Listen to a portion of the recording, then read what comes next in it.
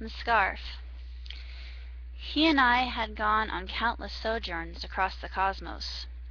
I'd seen places and met aliens one would never have thought to even exist. The universe, he taught me, is full of endless possibilities. He also said that, like Alice, he believed 3 impossible things before breakfast, and I found that habit rubbing off on myself. I'd wondered where that influence had come from. Turns out he inspired the famous Lewis Carrol. I couldn't believe it when he had told me about that, so I had to see for myself. Hop into the TARDIS, he beckons. How could I refuse? I met so many idols that I love and still love their inspirational lives, are still with me, even more than I would have ever imagined. What he doesn't realize is how much he still impacts me to this day. Inevitably, the Doctor had to keep the universe in order and time in check. I understood this, even though in the matrix of my heart I was kicking and screaming for him to stay here with me. He knew my true feelings for him, even though I didn't state them outright. I was afraid. Like with other men, he would run off if I said something about marriage, but he looked me straight in the eye and reassured me. You won't be alone. I've peeked a tad into your future, and needless to say, it will be fantastic. Don't be afraid. Don't worry. You're one of my friends, and I care about you. That won't change. Never lose faith, and don't stop smiling. Your smile has healed many hearts, my dear. Those words touch me deeply, but I feel the tears brimming at my eyes the minute he speaks them. This is his farewell address, and I can't help but weep. I try to shield my face, but he takes my face into his hands and wipes my tears away. It's only temporary. When I do return to see you, I may be different, and it's possible I might have forgotten about you. But I'm sure the memory will be inside my mind somewhere. I knew what he meant and wasn't frightened. I knew I would never forget him. He unexpectedly draws me close for a final kiss, ruffles my hair, and presents his most precious possession to me.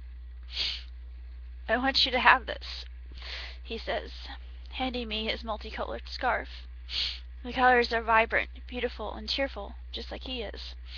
The scarf embodies his personality, right down to his warmth and magnitude. It reaches far beyond anything and encompasses everything. I couldn't possibly take it, I say, feeling guilty and unworthy of receiving such an intimate token from him. He has given me so much, and yet I have no idea how I will ever repay him. Go on, darling. Take it. I can always get another one, he reassures me gently. His hand is upon my cheek, and my tears flow freely.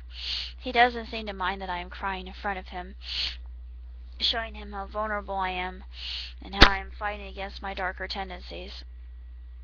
I take it from him, and he smiles brilliantly. With that, he wraps the lengthy, gorgeous scarf around my neck and kisses my nose. It truly suits you, he says, which makes me blush. A sensation of peace and warmth overtakes me. Its very essence is contained within this accessory, which I am not at all surprised at. I hold his hand and hug him once more, looking at him. I know. I love you too, he says, his hand escaping from mine. In the cold of the coming winter, the comfort I feel from the scarf nullifies all other noise the outside world might cascade into my ears. I no longer perceive it. I only need this token, and all is well with the world. Farewell, Doctor. Happy trails, I say, pleasantly waving at his departure.